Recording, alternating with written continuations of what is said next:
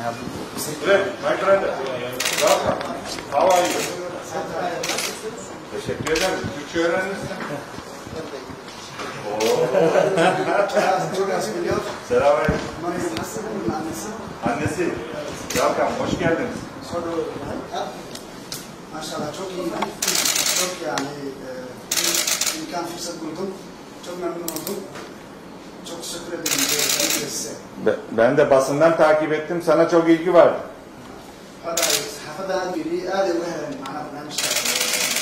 Bu sabah da basına baktım, gazetelere en çok haberi çıkan kişi Cumhurbaşkanımızla beraber.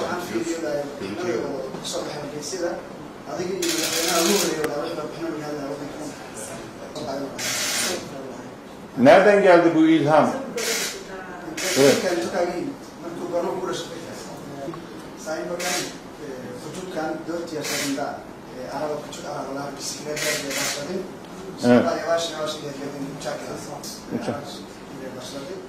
Evet. Peki yani malzemeleri nereden buluyor? Bunları uçuracak teknoloji?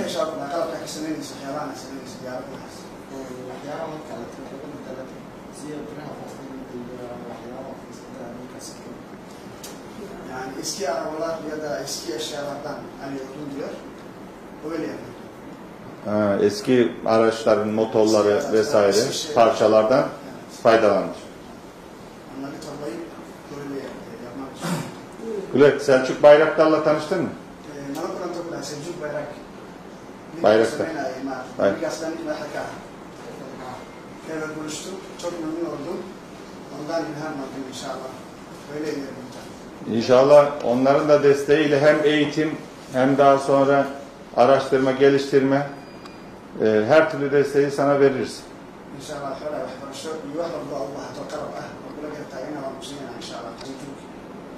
Şimdi kaçıncı sınıfsın? 8. Yani 8. Şimdi liseye geçiyor. Daha sonra da üniversite. Bizim uçak bakım lisesi var Antalya'da. İster misin? Uçak bakım teknik.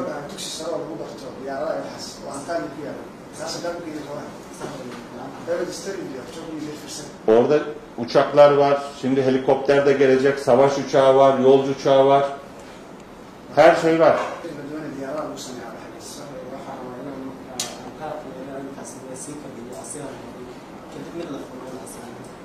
Oradaki eğitimini devam edip inşallah daha iyi bir uçak, daha büyük bir uçak yapmayı düşünüyorum.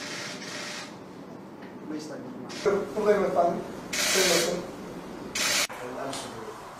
Bütün dünya gençliği için ilham kaynağı olan Selçuk Bey'in Gület'le buluşmasını paylaşması çok önemli bir milattı. İnşallah kendisinin yaptığı icatlar Gület'e de yeni ilhamlar verecektir. Gület kardeşimiz de inşallah memnun kalmıştır Teknofest'ten.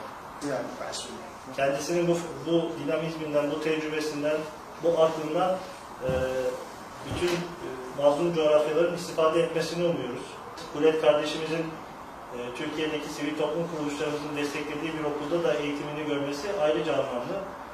Annesine de böyle bir evlat yetiştirdiği için çok çok teşekkür ediyoruz Gület kardeşimize.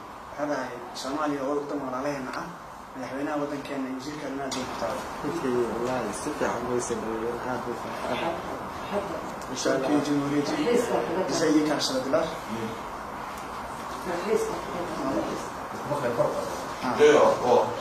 Türkiye Cumhuriyeti bize iyi karşıladılar. Beklentimden çok iyi daha oldular. Allah sizden razı olsun. Bana ilk söylediği şey Türkçe öğrenmek istiyorum dedi.